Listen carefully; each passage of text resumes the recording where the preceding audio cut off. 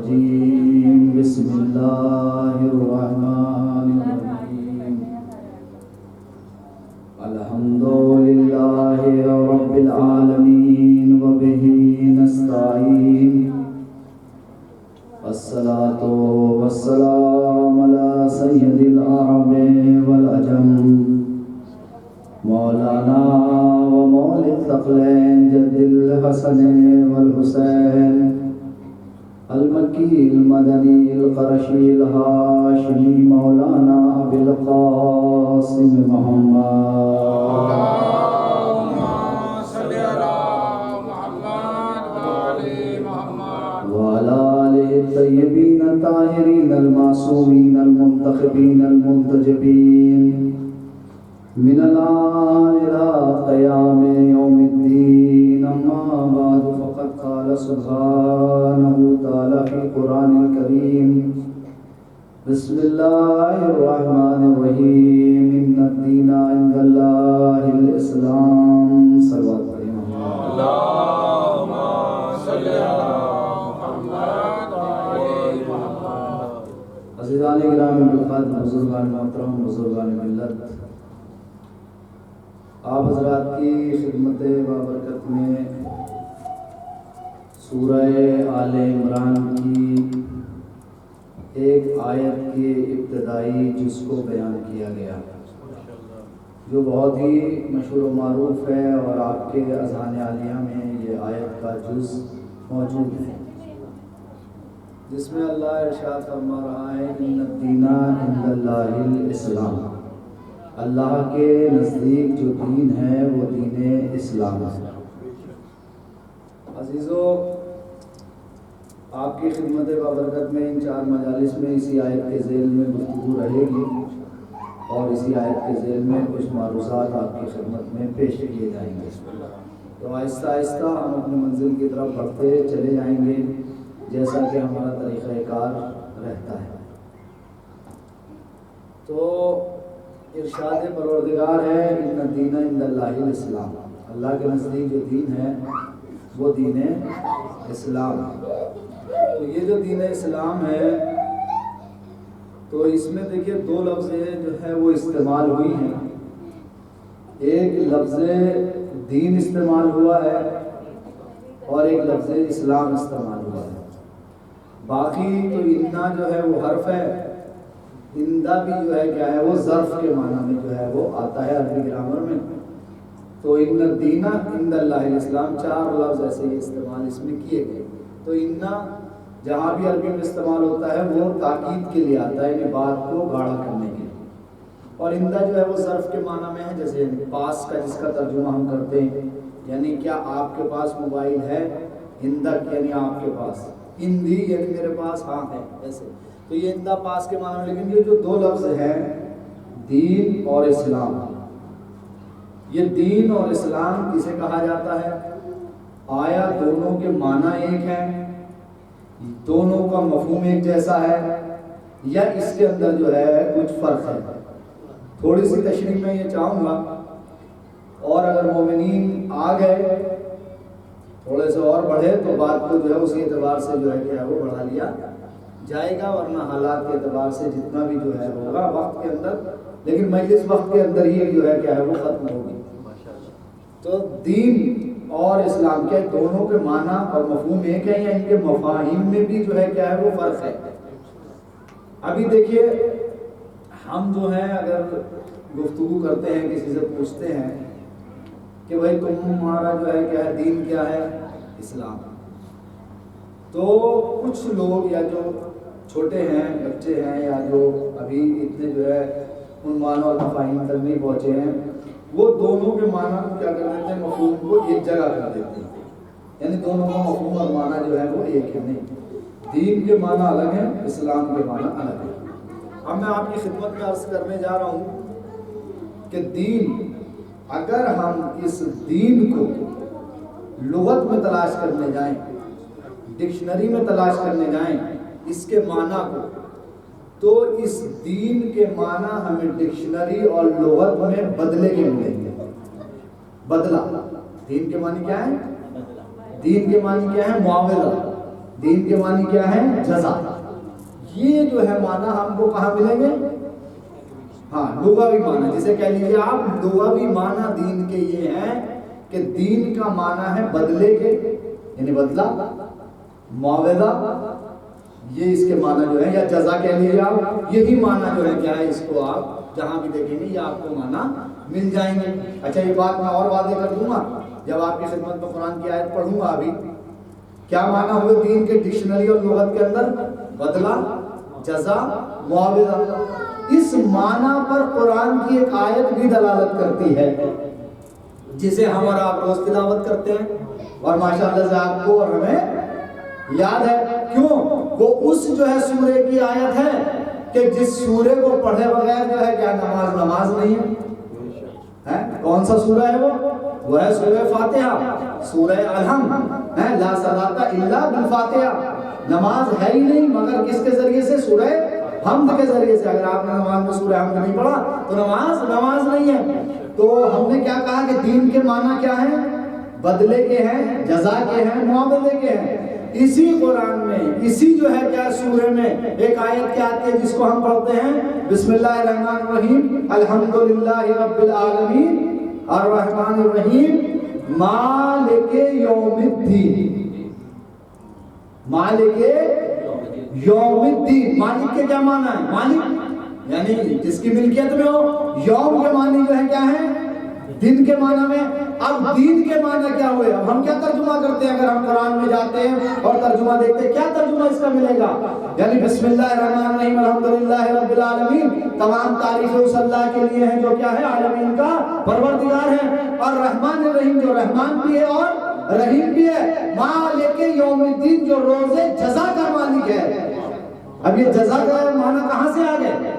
اب یہ بدلے کے معنی کہاں سے آ گئے؟ جو بدلے کے دن کا مالک ہے، جو معاوضے کے دن کا مالک ہے۔ تو یہ معنی کہاں سے نکلے؟ یہ نکلے قرآن مجید سے، جو اللہ نے کہا مالک یوم الدین، وہ وہی اللہ ہے جس کے لیے تعریفیں ہیں جو روز جزا کا مالک ہے۔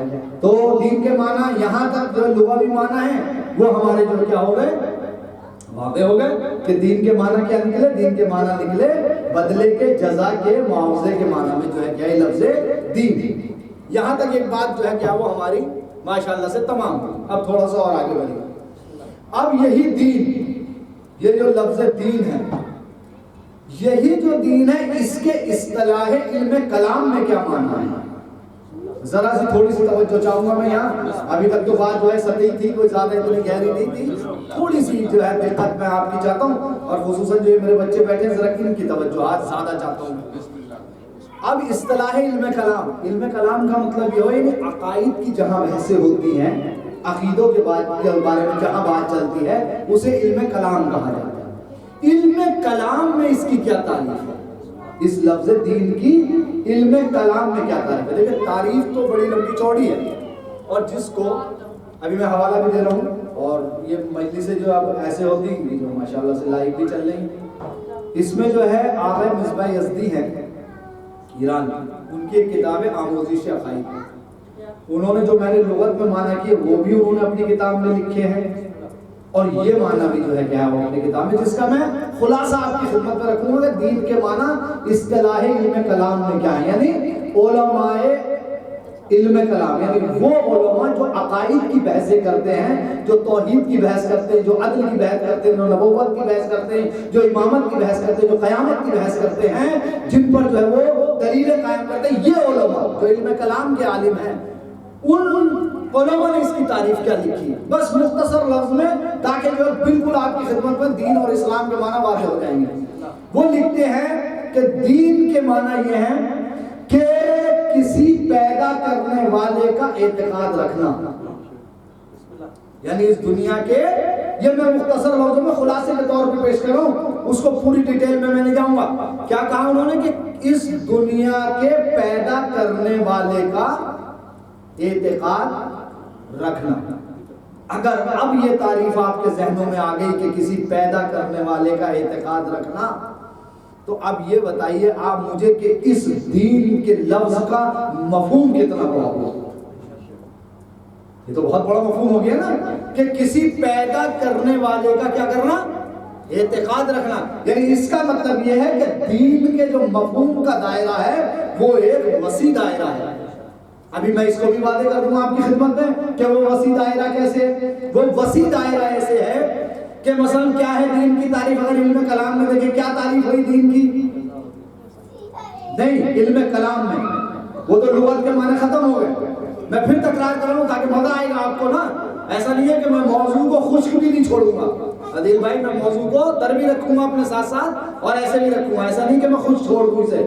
کیا میں اسی وجہ سے توجہ دلا رہا ہوں، اصطلاح میں یعنی اصطلاح علم کلام یعنی علماء علم کلام نے کیا تعریف لکھی کہ اس کائنات کے پیدا کرنے والے کا کیا رکھنا؟ اعتقاد رکھنا، یعنی کوئی اس کائنات کا پیدا کرنے والا ہے۔ اور لغت میں معنی، لغت کے ابھی لغت والی کی بات ختم ہو گئی، وہ چھوڑ دیجیے، لغت میں معنی اس کے بدلے کے اور جزا کے ہیں، دین کے معنی، ٹھیک ہے؟ تو کیا کہا کہ کائنات کے جو ہے اس پیدا کرنے والے کا کسی کا اعتقاد رکھنا۔ اسی کو اگر آپ سمجھ گئے تو اسلام اور دین کا فرق بالکل واضح ہو جائے گا کہ اسلام کس جو ہے مفہوم کا نام ہے اور دین کس مفہوم کا نام۔ اب سنیں، کسی پیدا کرنے والے کا اعتقاد رکھنا۔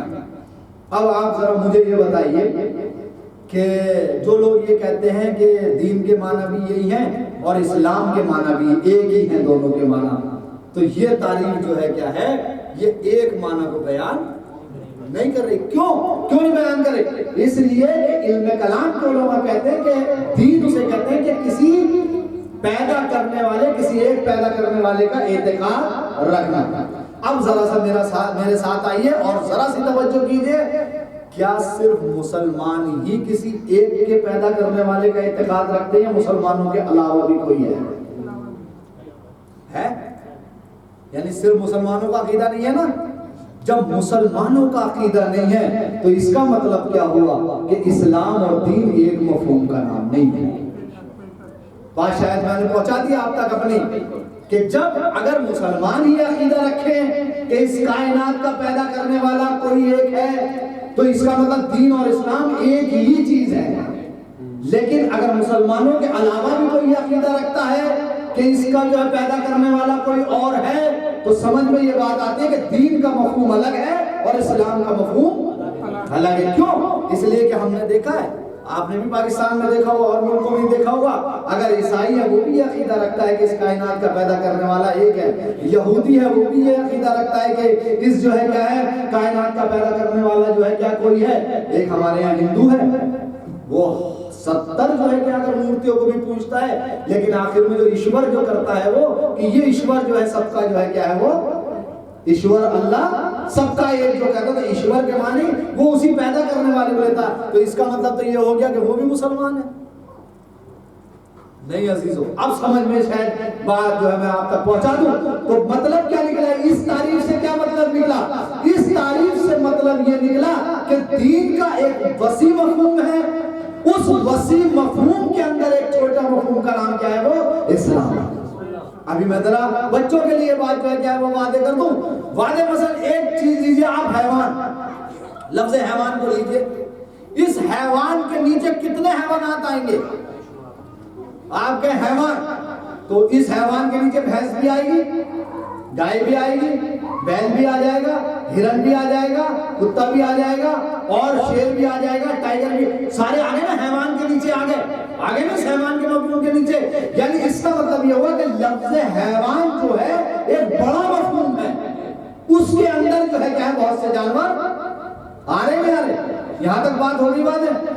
تو اب جو ہے ہمارے سامنے دو چیزیں آ گئی سامنے، ایک دین آ گیا اور ایک آ گیا اسلام۔ اسلام کے کیا معنی ہے؟ اسلام کے معنی ہے تسلیم کرنا۔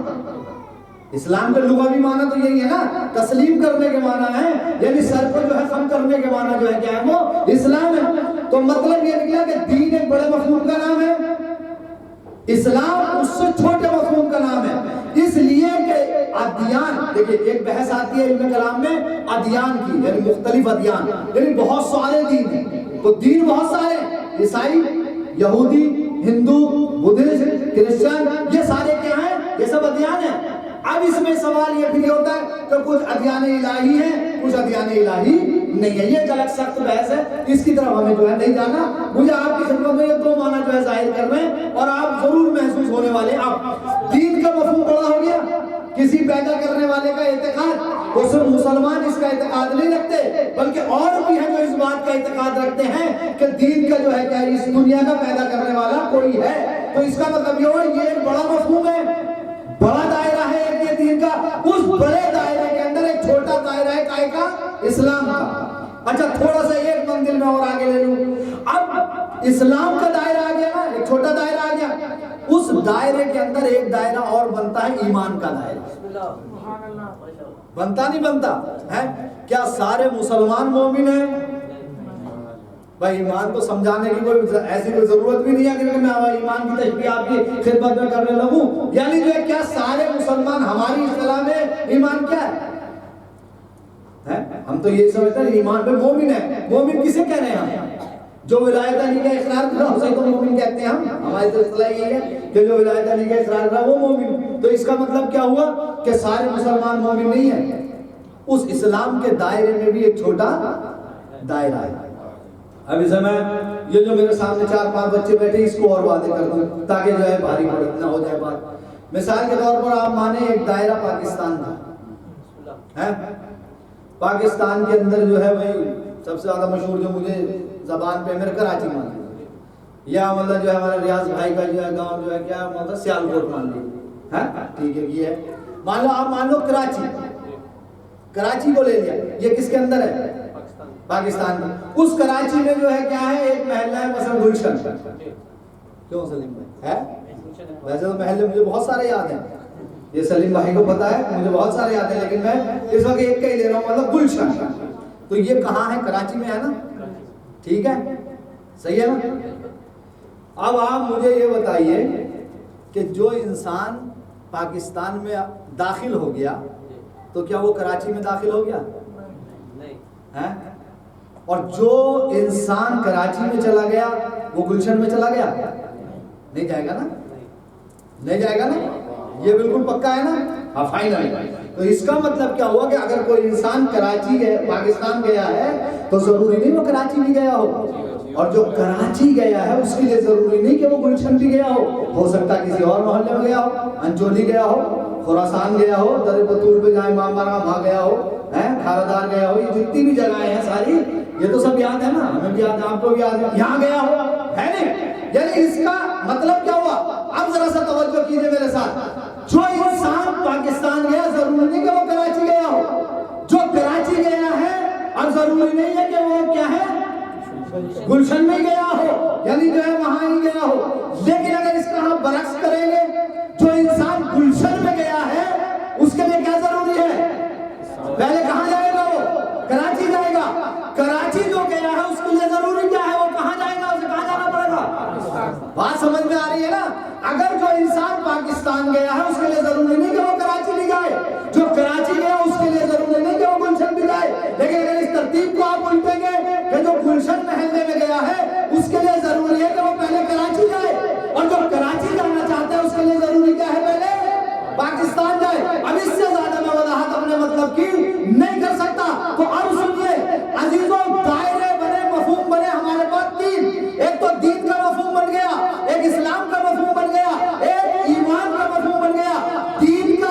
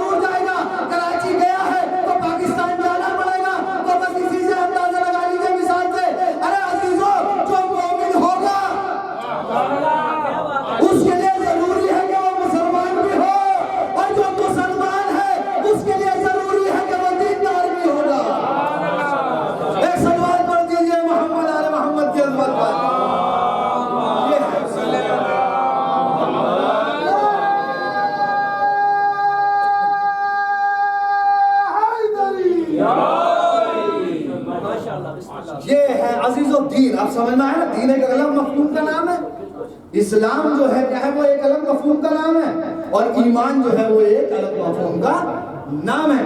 تو اب مفہوم الگ الگ ہیں، دین کا ایک بڑا دائرہ ہوا، اس بڑے دائرے کے اندر ایک چھوٹا دائرہ اسلام کا، اس چھوٹے دائرے کے اندر ایک دائرہ اور ہے، وہ کیا ہے؟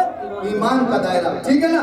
تو لیکن تلازم نہیں پایا جاتا دوسری ترتیب میں، پہلی ترتیب میں، لیکن دوسری میں تلازم ہے۔ پہلی ترتیب کیا؟ دیندار، ضروری نہیں کہ مسلمان ہو سکتا، دیندار ہو، اس تعریف کے اعتبار سے تعریف ذہن میں رکھیے گا کہ کسی پیدا کرنے والا کا اعتقاد رکھنا، یہ کیا کہلاتا ہے؟ دین کہلاتا ہے۔ تو اس تعریف کے پس منظر میں ضروری نہیں ہے کہ سارے مسلمان ہو سکتا ہے عیسائی ہو، اس کا عقیدہ ہے، ہندو ہو، کوئی بدھسٹ ہو، کوئی یہودی ہو، ان سب کا عقیدہ کیا ہے؟ ایک مسلمان ہے، اس کا عقیدہ بھی یہی ہے کہ اس کائنات کا کوئی پیدا کرنے والا ہے۔ اب جو اس عقیدے کو رکھ رہا ہے اور وہ جو ہے کہ مسلمان بھی ہے اسلام کے دائرے میں، تو اس کے لیے ضروری نہیں کہ وہ مومن بھی ہو، لیکن اگر اس ترتیب کو الٹا کریں گے تو تلازم لازم آئے گا۔ اب آپ کے مزاج کا ایک جملہ اور کہہ دوں، اب عزیزو اگر کسی کو دین کے دائرے میں داخل ہونا ہے، اسلام کے دائرے میں داخل ہونا ہے، ایمان کے دائرے میں داخل ہونا ہے، تو اسے کرنا کیا پڑے گا؟ اگر کسی کو دین میں آنا ہے تو اسے کہنا پڑے گا لا الہ الا اللہ۔ اب عزیزو میری محنت یہیں پر ہے ساری، اگر کسی کو دین میں آنا ہے تو کیا کہنا پڑے گا؟ لا الہ الا اللہ، کوئی معبود نہیں سوائے اللہ کے۔ اور اگر اسلام میں آنا ہے تو کیا کہنا پڑے گا؟ محمد الرسول اللہ۔ سبحان اللہ۔ اور عزیزو تیسرے دائرے میں داخل ہونا ہے تو اب اسے کہنا پڑے گا علی ولی اللہ۔ تو یہ دین، اسلام، ایمان، دین کا دائرہ، دین میں آنا ہے تو کیا کہنا پڑے گا؟ لا الہ۔ اب یہ تو میں نے لا الہ الا اللہ کا جملہ استعمال کیا، اسی لیے کیا کہ کوئی ہے معبود، کوئی ہے پیدا کرنے والا، جس نے جو ہے کیا ہے ہم سب کو پیدا کیا ہے۔ جو اس بات کا عقیدہ رکھتا ہے سمجھ لو وہ کیا ہے؟ دیندار ہے، اس کا کچھ نہ کچھ دین ہے۔ اور محمد رسول اللہ کہنے والا کیا ہو جائے گا؟ اور اس کے بعد جب علی ولی اللہ کہے گا تو مومن ہو گیا مومن۔ تو اب یہ تین مفہوم الگ الگ ہو گئے۔ اب ایسا نہیں کہ کوئی یہ کہہ دے کہ دین اور اسلام دونوں ایک ہیں، یہ نہیں ہے نا، ٹھیک ہے۔ اب تھوڑا سا جو ہے اور تھوڑی سی دقت، یہ تھوڑا سا بات جو میں نے چھیڑی یہ ابھی آگے کو بھی اور تھوڑی سی دقت ہوگی۔ ویسے تو آج میرے جو ہے کیا ہے تھا کہ میں یہ تھوڑی سی تشریح کر کے نا کچھ حقوق بیان کروں، لیکن دیکھو میں ابھی اعلان کر دے رہا ہوں آپ کی خدمت میں، جہاں بھی آواز آ رہی، کل کی ہماری گفتگو ہمارے 8ویں امام کے حوالے سے ہوگی، اس لیے کہ کل 8ویں امام علی رضا کی شہادت کی شب ہے۔ اب میں جو ہے ان حقوق کی طرف اس وقت نہیں جا رہا۔ پرسوں ہماری گفتگو انشاءاللہ شوہر کے کیا حقوق ہیں، زوجہ کے کیا حقوق ہیں، یہ پرسوں کی مجلس کا موضوع ابھی سے ذہن میں بٹھا لیجیے، پرسوں میں یہ پڑھوں گا۔ کل کو امام رضا کے حوالے سے ہوگی گفتگو، آج اسی پہ شاید جو ہے ہماری گفتگو جو ہے کیا ہو جائے وہ تمام ہو جائے۔ اچھا تھوڑا سا اسی جو ہے کیا بات کو تھوڑا اور آگے بڑھایا جائے، یہ دین جو ہے دین، اس سے بھی تھوڑا کام لیں۔ اب یہ بتائیے جیسے دین اور اسلام الگ الگ مفہوم ہو گئے نا، اب آپ کہیے کہ دین اور شریعت میں کوئی فرق ہے یا دونوں ایک چیز ہے؟ دین اور شریعت، آیا دین اور شریعت ایک ہی چیز کا نام ہے یا شریعت الگ ایک مفہوم کا نام ہے اور دین ایک الگ مفہوم کا نام ہے؟ اس کو ذرا سا واضح کرتا ہوں میں، آپ سنیے ذرا سی تھوڑی سی دقت چاہیے مجھے۔ دیکھیں دین کی جو ہے زیادہ تر ہم مکتبوں سے کیا پڑھتے چلے آ رہے ہیں، دین کی دو قسمیں، اصول دین اور فروع دین، دو ہی قسمیں ہیں، یہی پڑھتے ہیں مکتبوں میں سے، یہی پڑھایا جا رہا ہے کہ اصول دین اور فروع دین۔ اصول دین 5 ہیں بیٹا، یہ میں تمہارے لیے دہرا رہا ہوں بچوں کے لیے تاکہ یاد ہو جائے، دوبارہ سے یاد تو ہے آپ کو لیکن یاد ہو جائے دوبارہ۔ اصول دین 5 ہیں، اول توحید، دوسرے عدل، تیسرے نبوت، چوتھے امامت، پانچویں قیام، یہ ہوگا اصول دین۔ فروع دین کتنے ہیں؟ 10، اول نماز، دوسرے روزہ، تیسرے حج، چوتھے زکوٰۃ، پانچویں خون، چھٹے جہاد، ساتویں نیکی کی ہدایت کرنا، آٹھویں برائی سے روکنا، نویں تولا اور 10ویں تورا۔ تولا کا مطلب کیا ہے؟ تولا کا مطلب ہے اہل بیت اور ان کے جو ہے جو چاہنے والے ان سے جو ہے کیا ہے محبت رکھنا، دوستی اختیار کرنا۔ تبرہ کا مطلب کیا ہے کہ اہل بیت کے دشمنوں سے بیزاری اختیار کرنا. یہ کیا ہے؟ تبرہ. تبرہ بھی اصول کیا ہے؟ فروع دین میں سے ہے. تولا بھی جو ہے کیا ہے؟ وہ فروع دین میں سے ہے. ٹھیک ہے، یہ 10 ہو گئے. اب میں نے جو بات شروع کی ہے وہ یہ ہے کہ آیا دین اور شریعت میں کوئی فرق ہے یا دونوں ایک ہی مفہوم کا نام ہے؟ یہ بات ہماری سمجھ میں کہاں سے آئے گی؟ ایک جملہ کہہ دوں تاکہ بالکل بات واضح ہو جائے گی. اصول دین کا تعلق کس سے ہے؟ عقیدے سے. اور فروع دین کا تعلق اعمال سے. یہ ہو گیا. اصول دین کا تعلق کیا ہے؟ عقیدہ. اور فروع دین کا تعلق کیسے ہے؟ اعمال سے. انشاءاللہ ہو سکتا ہے ان جملوں کی بھی میں تشریح تیسری مجلس میں کر سکتا ہوں، یا ہو سکتا ہے کل میں تھوڑا سا وقت رہا تو اس کی تشریح عقیدے اور اعمال کی انشاءاللہ کی جائے گی. تو آپ کی خدمت میں نے عرض کر دیا کہ اصول دین کا تعلق کس سے؟ عقیدے سے ہے. عقیدہ یعنی یقین کامل ہونا کسی چیز کا. اور فروع دین کا تعلق جو ہے وہ اعمال سے ہے. یہاں یہ سب اعمال ہے، 10 کی جو فہرست ہے. اب یہاں ایک جملہ اور کہہ دوں آپ کی خدمت میں کہ ضروری نہیں کہ جو 10 کی فہرست میں آیا ہو وہی فروع دین ہو، وہی واجب ہو. اس کے علاوہ بھی بہت سی چیزیں ایسی ہیں جو واجب ہیں. یعنی آپ یہ مان لیجئے کہ یہ فروع دین 10 جو ہیں، یہ سمجھ لیجئے 10 کتابیں ہیں. جب ہم انہیں کھولنا شروع کریں گے تو پھر بہت سی چیزیں اس کے اندر جو ہے کیا ہے وہ آئیں گی. اسی طرح سے جو ہے اصول دین جو ہے 5، تو یہ میں سمجھے خالی یہی ہے. عقیدے میں صرف 5 ہی. ان ہم کتابوں کو اگر کھولیں گے، ان 5 کتابوں کو، تو بہت سی چیزیں ہمیں جو ہے اس کے اندر شامل ہوتی ہوئی نظر آئیں گی عقیدے کے اندر. اب آپ دین اور شریعت کا فرق سن لیجیے. کیوں میں نے آپ کو پکایا اتنی دیر؟ دین اور شریعت کسے کہتے ہیں؟ دین شریعت سمجھ میں آئے گا اصول دین سے. اصول دین کا تعلق کیسے ہے؟ عقیدے سے. تو دین تو سمجھ میں آ گیا. اصول دین جن کا تعلق اس 5 چیزیں ہیں. شریعت کسے کہتے ہیں؟ شریعت دین نہیں ہے. شریعت ایک جادہ ہے. شریعت ایک جو ہے راستہ ہے. یا بلکہ جملوں کو بدل کے یہ کہہ دوں کہ شریعت معصوم کے قدموں کے نشان کا نام ہے. شریعت اسے کہتے ہیں کہ معصوم عمل کرتا چلا جاتا ہے، وہ کیا ہوتا ہے؟ شریعت بنتی چلی جاتی ہے. یہ بالکل جو ہے واضح ہوگی نا آپ کی خدمت میں.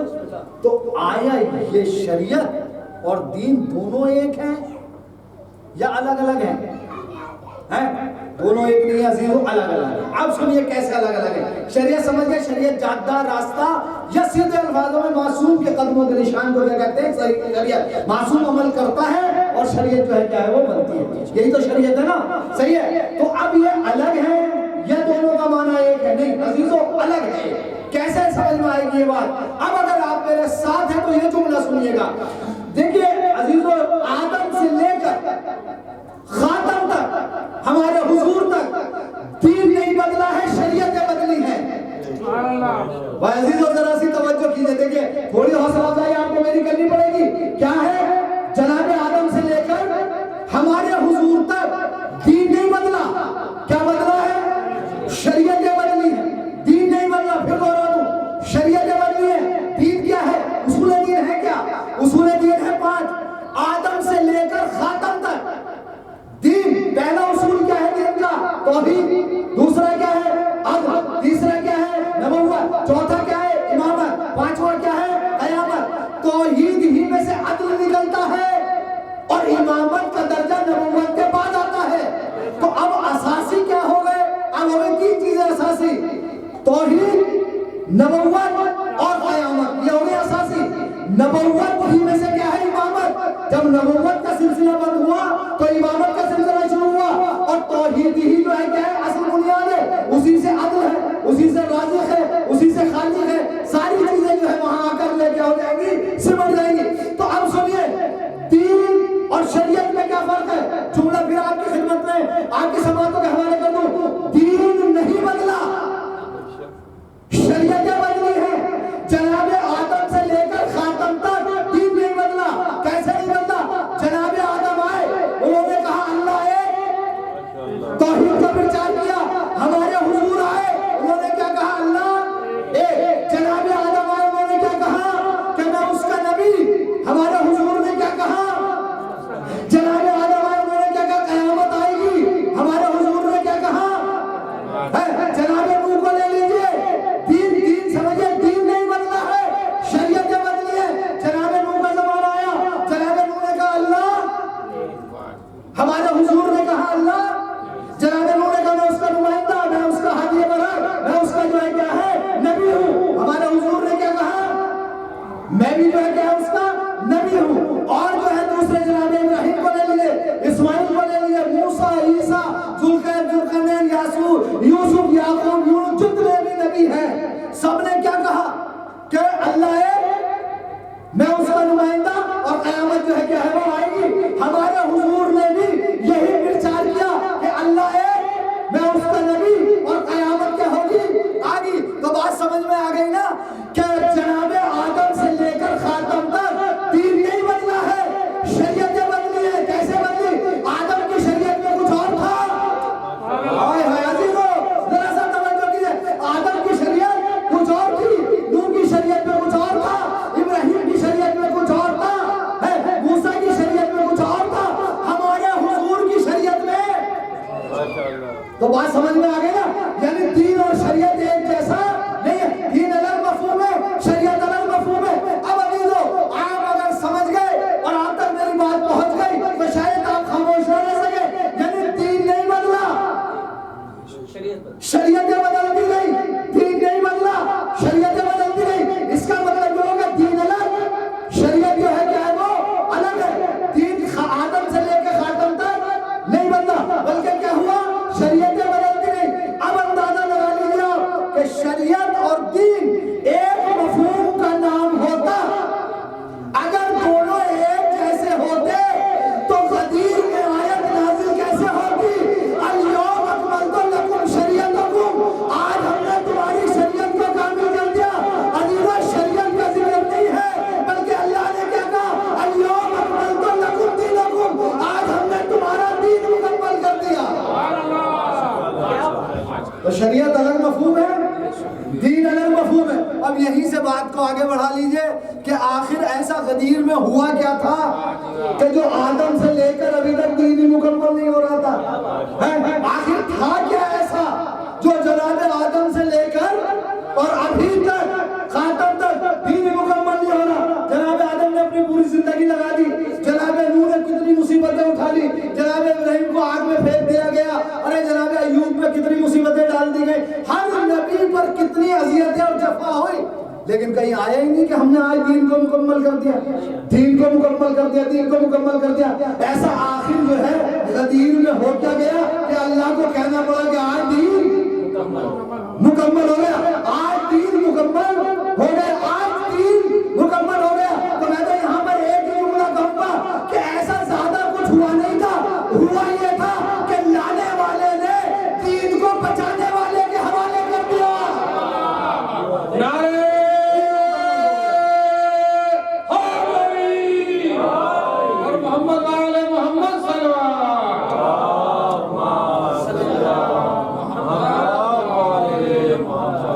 مکمل ہوا۔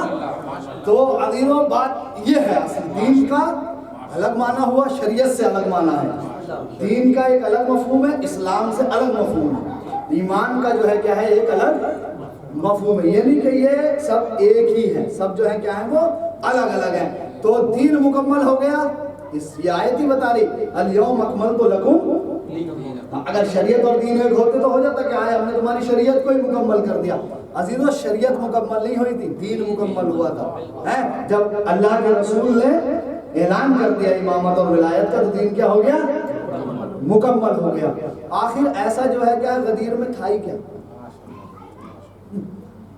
ایسا ہے کیا، اتنا جو معاملہ ہوا ہے بھائی، یہ جو آپ تو سنتے رہتے ہیں مجلس سے، مجھے اپنے سے موضوع کے اندر ہے بات کو عرض کر دوں، کیا کہا کہ میرا رسول اس کو پہنچا دو، ہے نا، یہی ہے غدیر پہ آپ نے محفل میں سنے بھی ہوں اشعار اس طرح کے، یا جو بھی کیا کہا کہ پہنچا دو، اگر یہ نہ پہنچایا تو کچھ نہیں۔ آخر میں ایک جملہ ہے کہ اللہ تمہیں دشمنوں کے شر سے محفوظ رکھے گا۔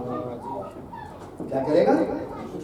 محفوظ رکھے۔ یہ آیت ہے، اس میں تو کوئی شک نہیں ہے، عامر بھائی کسی طرح کا کچھ نہیں، سنی ہوئی سب کی آپ کی، کہ اللہ جو ہے کیا ہے تمہیں دشمنوں کے شر سے بچائے گا۔ یہ پہلی آیت ہے قرآن مجید کی راہ تبلیغ میں رسول کے، کہ جہاں اللہ نے پروٹوکول دیا ہے، ورنہ اس کے علاوہ بتا دیجئے کہیں اللہ نے کہا کہ تم یہ کام کر لو تمہیں دشمنوں کے شر سے جو ہے محفوظ رکھا جائے گا، جا کے دعوت ذل شیرہ میں اعلان کر دو تمہیں دشمنوں کے شر سے محفوظ رکھا جائے گا؟ لیکن یہ جو آیت ہے غدیر کے اندر جو کیا کہ اللہ تمہیں دشمنوں کے شر سے بچائے گا، میں نے کہا پروردگار عالم یہ آیت یہاں تو کوئی مقام ہی نہیں ہے نا اس آیت کے آنے کا۔ اس آیت کو اگر آنا ہی تھا تو یہ تو وہ شب ہجرت آتی، آنی چاہیے تھی شب ہجرت جہاں ننگی تلواریں ہیں، علی جو ہے بستر رسول پہ سو رہے تو کیا کہنا چاہیے تھا اللہ کو کہ اے رسول تم چلے جاؤ، علی کو جو ہے شب ہجرت تلواروں سے ہم بچا لیں گے، کوئی مشکل نہیں ہے۔ ماں آنا چاہیے تھی نہیں آئے، ماں آئی نہیں، چلو وہاں بھی نہیں آئی شب ہجرت، بدر میں آ جاتی۔ کیا حال ہے مسلمانوں کا بدر میں؟ تگنی تعداد میں ہے سامنے والے، مختصر سے لوگ ہیں بدر میں، لیکن وہاں بھی جو اللہ کہتا کہ رسول پھر جاؤ، لوگوں ڈرنے کی کوئی بات نہیں ہے، تمہیں اللہ دشمنوں کی شر سے محفوظ رکھے گا۔ اچھا بدر میں نہیں کہا، احد میں کیا حال رہا؟ احد میں دیکھیں آپ کتنے 3000 ہیں کفار جو ہیں وہ مشرکین، 3000 ہیں، مسلمان کتنے ہیں؟ 1000۔ کتنے ہتھیار ہیں؟ 7 تلواریں بتائی جاتی اور کچھ جو ہے کیا وہ بتائی جاتے ہیں۔ وہاں جو ہے اللہ کہتا یا رسول اے اللہ کے حبیب گھبرانا نہیں میرے حبیب، ڈرنا مت، اللہ جو ہے تمہیں دشمنوں کے شر سے موبائلے میں کتنے 5 ہی ہیں کل ہیں جنہیں اللہ کا رسول لے کر گیا۔ وہاں کہنا چاہیے تھا ڈرنا مت، عیسائیوں کے مقابلے میں چلے جاؤ، اللہ تمہیں دشمنوں کے شر سے محفوظ رکھے گا، ٹھیک ہے۔ یہ یہیں غدیر میں کیا ہو رہا ہے بھائی؟ ایسا کہ اعلان کر دیا، اب میں جملے کہہ رہا ہوں شاید آپ جاگ رہے اور آپ کو مزہ آنے لگے۔ یعنی غدیر میں کہا جا رہا ہے یا ایھا الرسول بلغ، یا ایھا الرسول بلغ۔ اب یہیں سے سن لیجئے، یہاں سے ایک جملہ کہہ دوں، یعنی اللہ نے جو اس آیت کی شروعات کی ہے نا وہ عہدے کے ذریعے سے کی ہے۔ یہ دیکھا یا ایھا محمد، یا ایھا المدثر، یا ایھا المزمل، یہ نہیں کہا یا ایھا الاحمد، نہیں کہا، بلکہ کیا کہا یا ایھا الرسول، یعنی رسول کہہ کے بتا دیا کہ آج کا معاملہ عام معاملہ نہیں ہے، آج کا معاملہ ہی سرکاری ہے۔ آج کا جو معاملہ ہے وہ سرکاری ہے۔ کیوں؟ جب معاملے سرکاری ہوتے ہیں نا تو کسی بھی رشتہ دار کو جو ہے بھائی کہہ کے نہیں بلایا جاتا، چچا کہہ کے نہیں بلایا جاتا، بلکہ کیا اس کے عہدے سے پکارا جاتا ہے۔ آپ کا میرا بھائی ہو ڈی ایس پی، لیکن ہم گھر میں اسے بھائی کہیں گے، آفس میں بھائی نہیں کہہ سکتے۔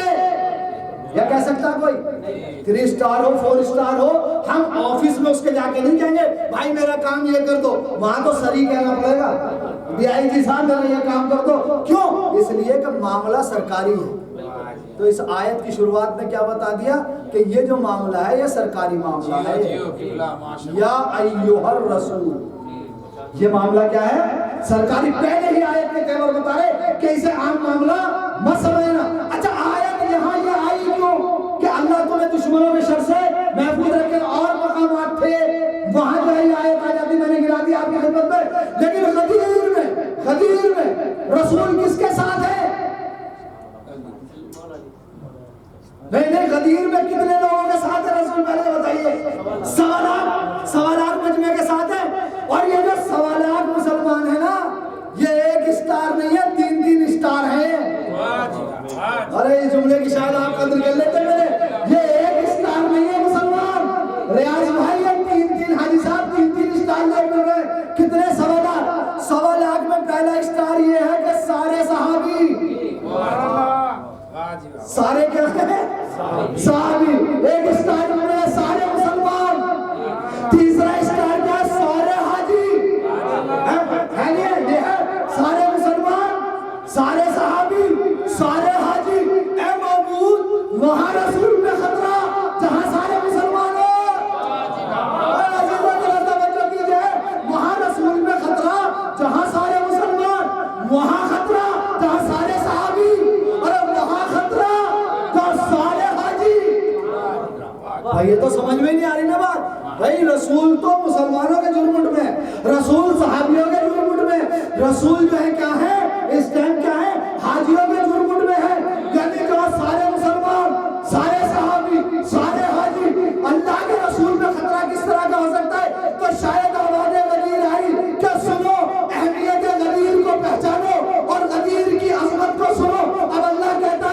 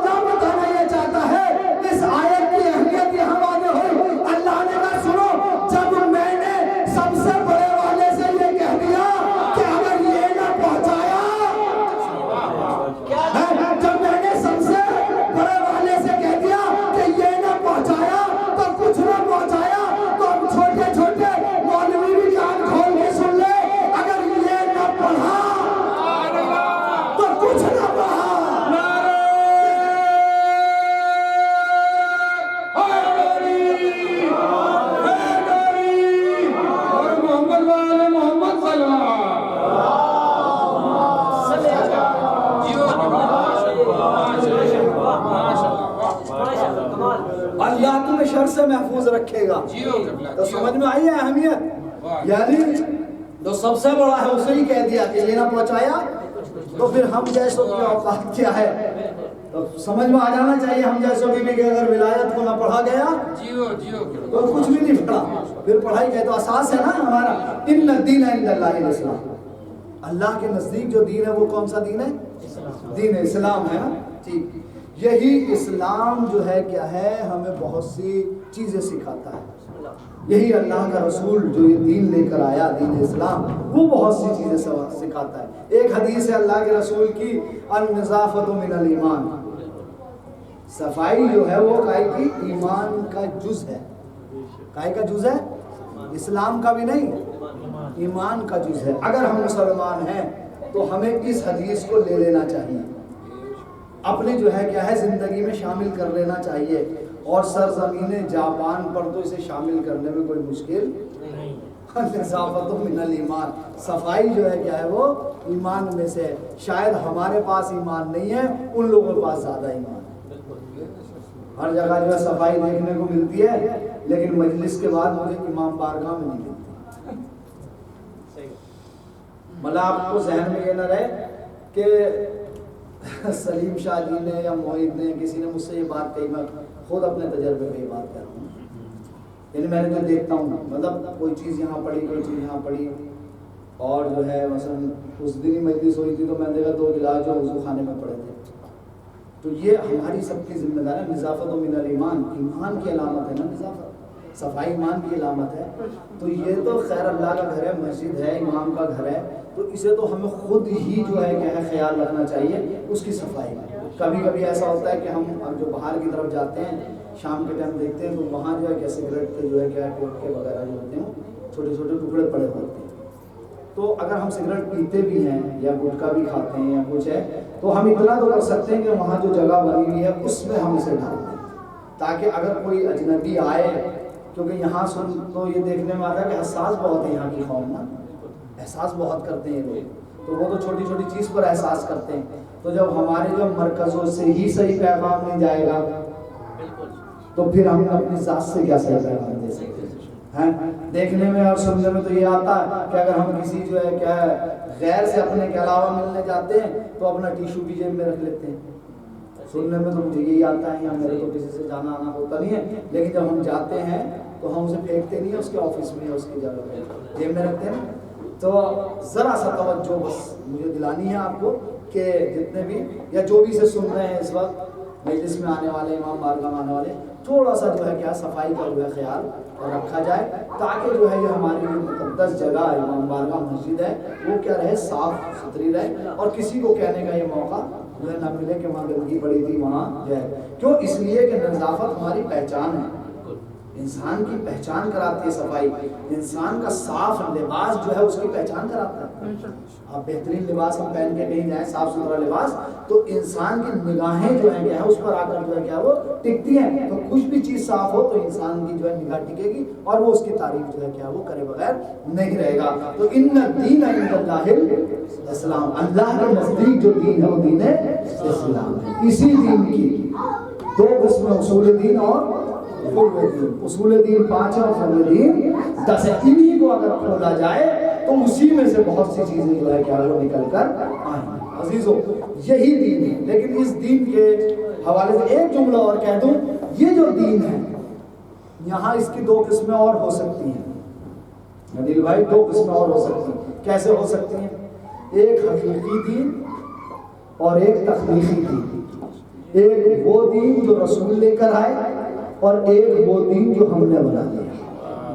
یہ بہت اہم موضوع ہے مجالس کے لیے. ایک دین وہ جو حقیقی یعنی وہ قوانین جو رسول لے کر آئے ہیں اور ایک قوانین وہ ہیں جو ہم نے بنا لیے جسے ہم توہمات یا غلط رسومات کے نام سے کیسے. اب یہ غلط توہمات اور رسومات جو ہیں اس کا جو دائرہ اگر پھیلایا جائے تو بہت وسیع ہو جائے گا. جس کا دین سے کوئی تعلق نہیں ہے. دین حقیقی دین سے کوئی مطلب نہیں ہے. رسول لے کر کچھ آئے ہیں اور جو ہے کیا ہے ہم دکھا کچھ اور رہے ہیں. لیکن مجبوری ایک مسلمان کی کیا ہے, ایک انسان کی مجبوری کیا ہے؟ وہ دین کے انہی پیغامات کو لے رہا ہے جو اسے آسان لگ رہا ہے. جو اسے اچھے لگ رہے ہیں. ذرا سا دین کا کوئی مسئلہ کوئی حکم بھاری لگ رہا ہے نا تو اسے جو ہے وہ کیا ہے کنارے پہ رکھے ہوئے ہے. جو اس کے لیے آسان ہے اس میں وہ کیا بننا ہے دیندار بننا ہے. نہیں عزیزو دین کے سارے حکم برابر ہیں, ساری چیزیں جو ارکان برابر ہیں. لینا ہے تو پورے ایک مکمل دین کو اختیار کرو, مکمل جو ہے قوانین کو جو ہے اختیار کر لو تاکہ ایک مکمل دیندار اور ایک مکمل مسلمان ہو سکے. اور یہ دین اسلام معمولی دین مت سمجھیے اسے, یہ ہم تک پہنچنے میں بڑی قربانیاں اسے کی ہے رسول اکرم نے. اور صرف رسول اکرم نے نہیں دی, ان کی آل نے بڑی قربانیاں دی ہیں, ان کی اولاد نے بڑی قربانیاں دی ہیں. امام حسین علیہ السلام نے اپنا پورا گھر اجڑوا دیا, یعنی کربلا کے میدان میں اجڑ گیا. امام حسین کا گھر کس کے لیے؟ امام حسین کا کون سا ذاتی جھگڑا تھا؟ کوئی سی لڑائی تھی؟ ذاتی لڑائی تو نہیں تھی. یہی تو تھی کہ یزید دین کو کے لیے خطرہ بنا ہوا تھا. حسین نے